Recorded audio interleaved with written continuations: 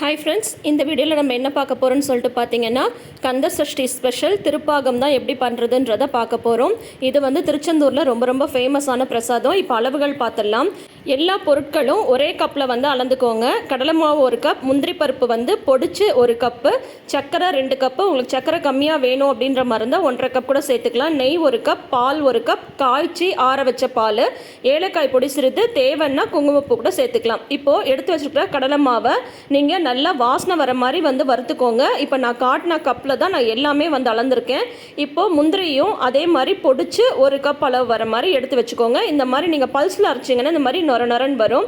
இப்போது எடுத்து வச்சுருக்கிற பாலை வந்து ஆட் பண்ணிக்கலாம். லைட்டாக கட்டி தட்டுற மாதிரி தான் இருக்கும், ஒன்றும் பயப்படாதீங்க. கிளற சரியாக போய்டும். ஏன்னா நம்ம கடலை மாவு வந்து நல்லாவே வறுத்துட்டோம், அதனால் கட்டி தட்டாது.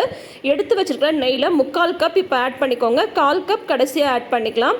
அது கூடயே இது எல்லாத்தையும் ஒன்றா கலந்ததுக்கப்புறம் பொடிச்சு வச்சுருக்கிற முந்திரி பருப்பு அதையும் ஆட் பண்ணிக்கோங்க. இது எல்லாத்தையும் சேர்ந்து கிளறும் போது இந்த கட்டி எல்லாமே வந்து உங்களுக்கு உடஞ்சி வந்துடும். நெக்ஸ்ட்டு அடுத்தது வந்து பார்த்திங்கன்னா சர்க்கரை வந்து ஆட் பண்ண போகிறோம். நான் வந்து 1க்கு 2 கப் சேர்க்குறேன். உங்களுக்கு 1க்கு 1.5 கூட நீங்கள் ஆட் பண்ணிக்கோங்களேன். இந்த சர்க்கரையை சேர்த்து நம்ம வந்து கிளறும் போது நல்லா இலகி வரும். அப்போ அந்த கட்டி எல்லாமே வந்து உங்களுக்கு உடஞ்சி வந்துடும். நல்லா ஒரே மாதிரி திரண்டு வர்ற வரைக்கும் நம்ம வந்து இதை ஒரே மாதிரி கலந்து கொடுக்கணும். இதை பாருங்கள், இப்போ உங்களுக்கு அந்த கட்டியே தெரியல இல்லையா? அதில் வந்து கொஞ்சம் கொஞ்சமாக தெரியறது வந்து பார்த்தீங்கன்னா முந்திரி பருப்பு தான். இப்போ மிச்சம் இருக்கிற அந்த 1/4 கப் நெய்யும் ஆட் பண்ணிக்கலாம். ஒரே மாதிரி நீங்கள் கலந்து கொடுக்க ஃபஸ்ட்டு அந்த நெய் எல்லாத்தையும் இந்த கடலை மாவு வந்து இழுத்துக்கும். கிளறும் போது லாஸ்ட்டாக வந்து எல்லாத்தையுமே அது வந்து வெளியில் கசிய ஆரம்பிக்கும். அப்போது இது ரெடி ஆகிடுச்சுன்னு அர்த்தம். நான் வந்து கொஞ்சமாக ஒரு சூடான பாலில் ஒரு பிஞ்ச் வந்து குங்குமப்பூ வந்து ஆட் பண்ணுறேன். இது வந்து ஆப்ஷனல் தான், உங்களுக்கு வேண்டான்னா விட்டுருங்க.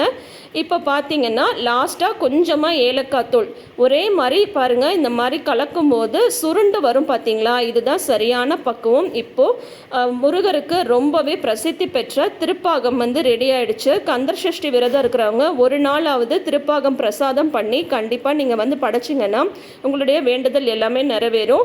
இந்த பிரசாதம் வந்து பார்த்திங்கன்னா திருச்செந்தூரில் ரொம்ப ரொம்ப ஃபேமஸ். ஒவ்வொரு முருகர் ஸ்தலத்துலேயும் ஒரு பிரசாதம் ஃபேமஸாக இருக்கும். திருச்செந்தூரில் வந்து பார்த்திங்கன்னா திருப்பாகம் தான் ரொம்ப ஃபேமஸான பிரசாதம்.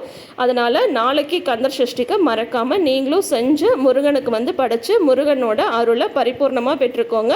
தொடர்ந்து ரெசிபீஸ்க்கு நம்ம சேனலை மறக்காமல் சப்ஸ்கிரைப் பண்ணிக்கோங்க. தேங்க்யூ.